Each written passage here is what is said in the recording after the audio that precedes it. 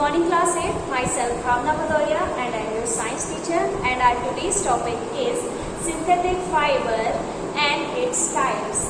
So we will start our new chapter, lesson number 3, synthetic fiber and plastic, and our first topic is synthetic fiber and types of synthetic fibers. Okay, आज ये पूरा topic हम लोग को cover करना है. तो start करते हैं. The clothes which we wear are made of fabrics. Fabrics are made from fibres obtained from natural और आर्टिफिशियल सोर्स. तो जो भी हम लोग क्लॉथ्स पहनते हैं डेली यूज में, वो किससे बने होते हैं? फैब्रिक से. और फैब्रिक हमें कहाँ से मिलता है? या तो सिंथेटिक फाइबर से या फिर आर्टिफिशियल फाइबर से. Okay, so can you name some natural fibers? Fibers are used in household articles. Make a list of common articles made from fibers. तो आपको टेबल 3.1 दिया गया है. इसमें आपको क्या करना है? आपको नेम लिखने हैं हाउस होल्ड आर्टिकल्स जो आप घर में यूज करते हैं. फिर आपको उसके सामने लिखना है कि ये कौन से फाइबर से बना है, और जिस भी फाइबर से बना है क्या वो नेचुरल है या फिर आर्टिफिशियल है. ओके, सो ये एक्टिविटी या ये टेबल आप लोग खुद से फिल करेंगे. ओके, और उसके बाद मैं आपको सेंड भी कर दूंगी, लेकिन आप लोग पहले खुद से ट्राई करेंगे. Okay, so you have read in your previous class that natural fibre like cotton, wool, silk etc. are obtained from plant or animal. तो आप लोग अपने ऑलरेडी क्लास में पढ़ चुके हो कि जो आपके नेचुरल फाइबर्स होते हैं जैसे कि कॉटन, वूल और सिल्क, ये सारे कैसे होते हैं? इनको या तो हम प्लांट से पाते हैं या फिर एनिमल से.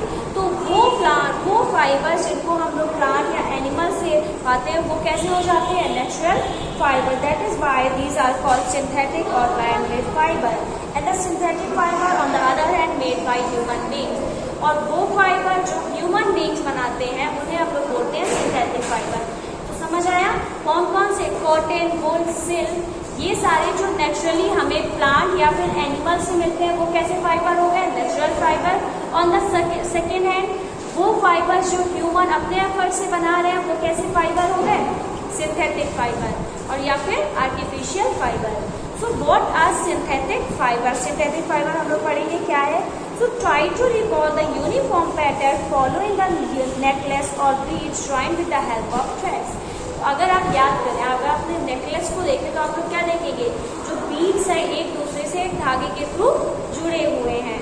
ठीक है, या फिर अगर आप कोई चैन बनाते हैं, कोई पेपर का थ्रेड बनाते हैं, उसको किससे? धागे से जोड़ जोड़ के बहुत सारी एक पेपर चेन भी आप लोग बना सकते हैं. Similarly a synthetic fibre is also a chain of small unit joint together. Same उसी तरह सिंथेटिक फाइबर भी एक चैन है. छोटे छोटे यूनिट्स को अगर हम लोग साथ में मिला दें तो वो सिंथेटिक फाइबर की एक चैन बन जाएगी. तो synthetic fibre is also a chain of small unit joint together. Each small unit is actually a chemical substance. और सारी स्मॉल यूनिट, छोटी छोटी यूनिट वो क्या है? एक केमिकल सब्सटेंस है. Okay, so many such small unit combine to form large unit is called polymer. तो छोटी छोटी यूनिट्स को जब हम लोग मिला लेते हैं तो क्या बन जाती है? एक लार्ज यूनिट बन जाता है जिसको हम लोग बोलते हैं polymer. Okay, the word polymer comes from two Greek word. और पॉलीमर डिराइव हुआ है एक ग्रीक वर्ड से. पॉली का मीन्स होता है मैनी, बहुत सारे, और जो हमारा मर है उसका मीन्स है पार्ट या फिर यूनिट. तो बहुत सारे किसी चीज़ के पार्ट या फिर बहुत सारी यूनिट्स हो तो उसी को हम लोग क्या बोलेंगे? Polymer. So a polymer is made of many repeating unit. तो एक पॉलीमर क्या है? पॉलीमर बना हुआ है बहुत सारे रिपीटिंग यूनिट से. और जो छोटी छोटी यूनिट्स है पॉलीमर के अंदर, उसे हम लोग बोलते हैं monomer. Okay, so polymer occur in nature also. Cotton, for example, is a polymer called cellulose. Cellulose is made up of large number of glucose units. तो अगर हम लोग एक पॉलिस्टर का पॉलीमर का एग्जाम्पल लें, जैसे कि अगर हम लोग कॉटन का एग्जाम्पल लें, तो कॉटन किससे बना हुआ है? बहुत सारे सेलुलोज से. सेलुलोज के छोटे छोटे ग्लूकोज की यूनिट से. तो सेलुलोज क्या हो गया? एक पॉलीमर हो गया. और छोटे छोटे ग्लूकोज की यूनिट क्या हो गए? मोनोमर हो गए. ओके, उसके बाद है टाइप ऑफ सिंथेटिक फाइबर. तो सबसे पहले हम लोग पढ़ेंगे रेयॉन के बारे में. रेयॉन क्या है? So you learned in class 7 that silk fiber obtained from silkworm were discovered in China and was kept as closely guarded secret for a long time. Fabric obtain from silk was very costly. तो आप लोग class 7 में पढ़ चुके हैं कि हम लोग सिल्क फॉर्म से एक फाइबर ऑब्टेन करते हैं जिसको हम लोग बोलते हैं सिल्क। और वो जो सिल्क का फाइबर होता है वो बहुत ज़्यादा कैसा होता है, कॉस्टली होता है, बहुत महंगा होता है क्योंकि वो बहुत ज़्यादा अच्छा होता है। Okay, but it's beautiful texture fascinated everyone. लेकिन वो इतना कॉस्टली है फिर भी वो इतना ज़्यादा ब्यूटीफुल है कि सब लोग उसको ज़्यादा लेना चाहते हैं। Attempt were made to make silk artificially. बहुत सारे अटेम्प्ट्स किए गए कि हम लोग सिल्क को आर्टिफिशियल, कोई सिल्क जैसा ही कोई आर्टिफिशियल फाइबर हम लोग बना पाए। Towards the end of the 19th century, scientists were successful in obtaining a fiber having properties similar to that of silk. Such a fiber was obtained by chemical treatment of wood pulp. तो हम लोगों ने क्या किया, बहुत 19th century के and में जो हमारे साइंटिस्ट थे उन्होंने एक फाइबर डिस्कवर कर लिया जो कैसा है, जिसकी प्रॉपर्टीज बिल्कुल सिल्क जैसी है, लेकिन वो कैसा है, एक आर्टिफिशियल फाइबर है। ओके, तो वो उन्होंने किससे बनाया, उन्होंने केमिकल ट्रीटमेंट किया वुड पल्प में। जो हमारा लकड़ी होती है उसके बीच में एक पतली सी बीच में वुड पल्प है, जो लकड़ी के बीच में पार्ट होता है उसी को हम लोग वुड पल्प बोलते हैं।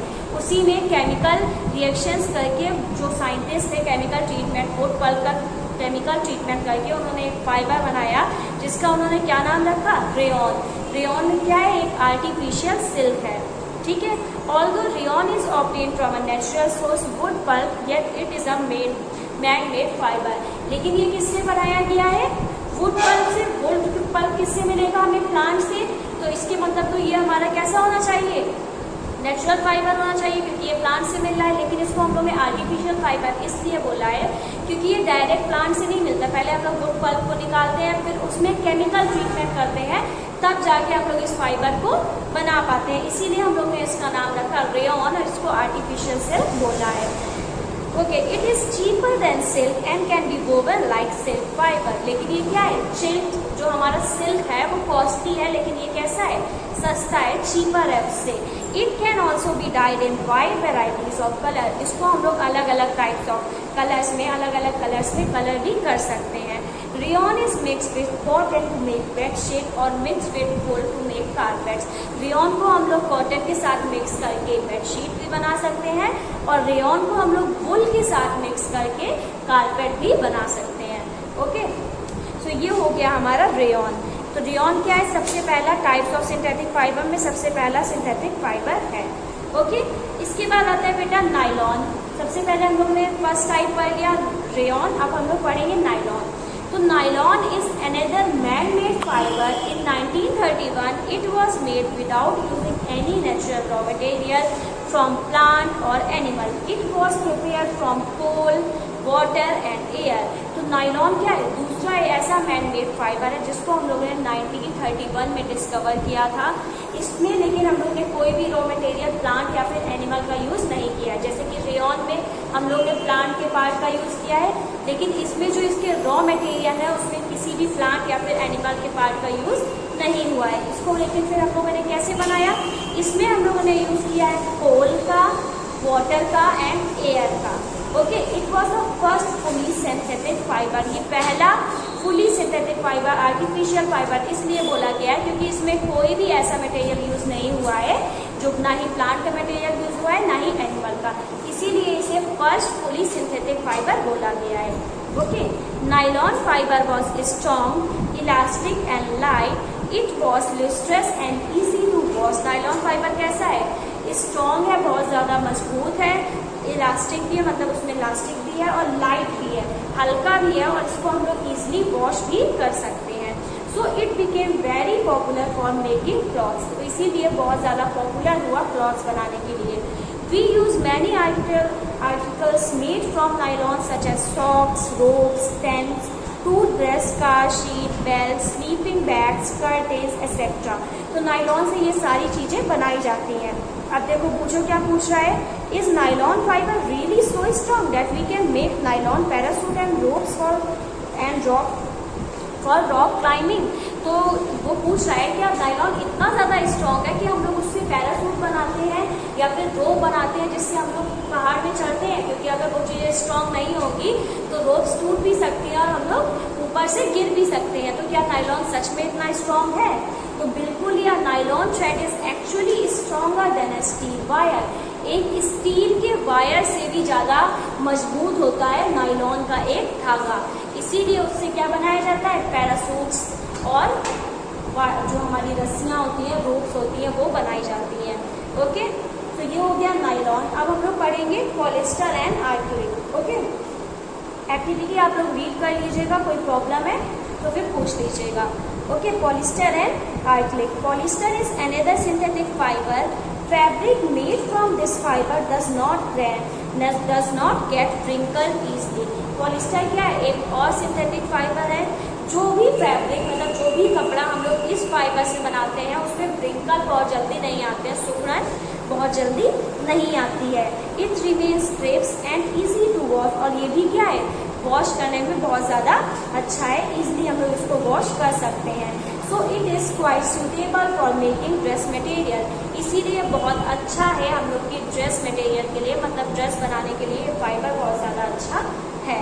Terylene is a popular polyester. It can be drawn into link fiber that we woven like any other yarn। एक हम लोग को और फाइबर बताया गया है टेरिलीन, ये पॉलिस्टर ही है। इसका हम लोग किस लिए यूज़ करते हैं, वूवन, मतलब जो हम लोग स्वेटर वगैरह बुन के बनाते हैं उसमें हम लोग इसका यूज़ करते हैं। सो पहली बोली है, my mother always buy PET bottles and PET jars for storing rice sugar. I wonder why PET. PET ही वो यूज़ क्यों करती हैं? So PET is a very familiar form of polyester. जो पेट है एक पॉलिस्टर का ही फॉर्म है, बहुत ज़्यादा फेमिलियर है। It is use for making bottles, utensils, wires and many other useful product. इसको हम लोग बहुत ज़्यादा अपने घर में यूज़ करते हैं, बॉटल्स बनाने में, बर्तन बनाने में, वायर्स बनाने में हम लोग इसका यूज़ करते हैं। Okay, polyester is actually made up of repeating unit of chemical called Easter. Polyester कैसे बनता है, जब ईस्टर को हम लोग बहुत ज़्यादा जोड़ते हैं, रिपीटिंग यूनिट, जब ईस्टर, जैसे अभी हम लोग ने पॉलीमर में देखा था, तो पॉलीमर क्या है, बहुत सारे स्मॉल यूनिट का कॉम्बिनेशन है। वैसे ही पॉलिस्टर क्या है, बहुत सारे ईस्टर के मोनोमर्स का कॉम्बिनेशन है। Okay, ester are the chemical which give fruit their smell. Ester वो केमिकल है जो फ्रूट को उनकी स्मेल देता है। Fabric are sold by names like polycot, polywool, terrycot etcetera. As the name suggest these are made by mixing two types of fibre. ये जो names है इनको दो तरह के फाइबर से मिला के बनाया गया है, मतलब आधा किसी और का नेम लिया और दूसरा किसी और का नेम लिया है। Polycot is a mixture of polyester and cotton. अब देखो कॉट किसका लिया है, कॉटन का, और पॉली पॉलिस्टर का। इन दोनों से मिला के क्या नेम बन गया, polycot. Polywool is a mixture of polyester and wool. और पॉलीवुल किसका मिक्सचर है, पॉलिस्टर एंड वुल का। तो जो भी फैब्रिक पॉलिस्टर और वुल से बनेगा तो उसमें क्या बोल देते हैं हम लोग, ये पॉलीकॉट का कपड़ा है। Okay, so we wear sweater and use shawl or blanket in the winter. Many of these are actually not made from natural wool, so they appear to resemble wool। तो इसमें बताया गया जो भी हम लोग स्वेटर पहनते हैं या फिर ब्लैंकेट ओढ़ते हैं तो हम लोग को क्या बोला जाता है कि ये कैसा है, वूल का ब्लैंकेट है, ऊन का है। लेकिन अधिकतर होता है कि वो कैसा होता है, आर्टिफिशियल ऊन होता है, वो नेचुरल ऊन नहीं होता है, नेचुरल वूल नहीं होता है। Okay, these are made from another type of synthetic fibre called acrylic. और ये सब किससे बनते हैं, सिंथेटिक फाइबर आर्क्लिक से। ओके, क्या क्या जो वूल वाली चीज़ें होती हैं वो बनती हैं, जैसे कि ब्लैंकेट एंड स्वेटर या फिर shawl. The wool obtained from natural source is quite expensive, whereas cloths made from acrylic are relatively cheap। तो जो भी हम लोग नेचुरल सोर्स से अगर जो वूल मिलता है हमें वो कैसा होता है, एक्सपेंसिव होता है, महंगा होता है। जैसे कि सिल्क की बात करी थी, सिल्क जो नेचुरल हम लोग को मिलता है वो कैसा होता है, महंगा होता है। लेकिन उसकी जगह अगर हम लोग आर्टिफिशियल सिल्क, रेयॉन की बात करें तो वो उससे कैसा है, सस्ता है। सिमिलरली जो आर्क्लिक है वो हमारे वूल से बहुत ज़्यादा सस्ता है, इसीलिए हम लोग इसके ज़्यादा कपड़े यूज़ करते हैं। They are available in a variety of colors. Synthetic fiber are more durable and affordable, which makes them more popular than natural fiber. जो सिंथेटिक फाइबर है वो बहुत ज़्यादा अफोर्डेबल है, उसको कोई भी अफोर्ड कर सकता है, इजीली हम लोग बाय उसको कर सकते हैं, और बहुत ज़्यादा ड्यूरेबल है, इजीली हम लोग के साथ रह मतलब बहुत ज़्यादा चलते भी है इनके कपड़े, इसीलिए बहुत ज़्यादा जो नेचुरल फाइबर है उनसे भी ज़्यादा इस टाइम सिंथेटिक फाइबर यूज़ हो रहे हैं और उससे भी ज़्यादा पॉपुलर हैं. You have already performed an activity of burning natural and synthetic fiber, activity 3.6 of class 7. हम लोग क्लास 7 में ऑलरेडी इसमें एक्टिविटी बहुत सारी कर चुके हैं. So when you burn synthetic fiber, you find that their behavior is different from the natural fiber.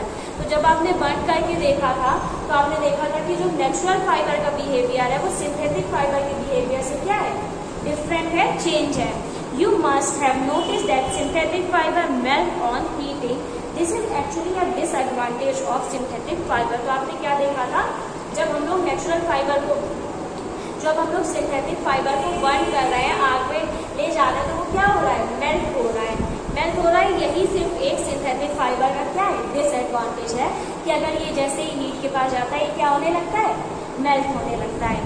Okay, so this is actually a disadvantage of synthetic fiber. If the cloth catch fire, it can be destroyed. The fabric melt and stick to the body of the person wearing it.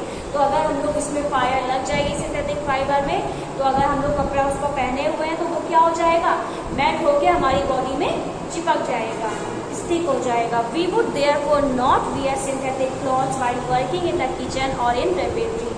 इसीलिए जब हम लोग kitchen में या फिर lab में work कर रहे हैं तो हम लोग को सिंथेटिक फाइबर के बने हुए कपड़े नहीं पहनने चाहिए, नेचुरल फाइबर के पहनने चाहिए, क्योंकि अगर उसमें कोई भी केमिकल वगैरह किया गया तो आग लग सकती है, जिसकी वजह से हमारा जो कपड़ा है वो मेल्ट होकर हमारी बॉडी से स्टिक हो सकता है.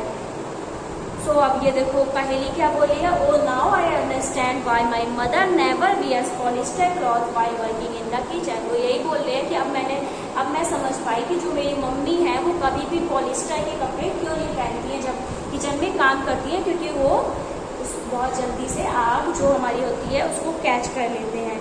All the synthetic fiber are prepared by a number of processes using raw materials of petroleum origin called petrochemical. बहुत सारे सिंथेटिक फाइबर में क्या यूज होता है, पेट्रोलियम के ऑरिजिन्स यूज होते हैं, जिनको हम लोग बोलते हैं पेट्रोकेमिकल्स. पेट्रोलियम के कुछ केमिकल्स यूज होते हैं सिंथेटिक फाइबर बनाने में. ओके, इसके बाद है हमारा कैरेक्टरिस्टिक्स ऑफ सिंथेटिक फाइबर, जो हम लोग नेक्स्ट क्लास में पढ़ेंगे. Okay, thank you class.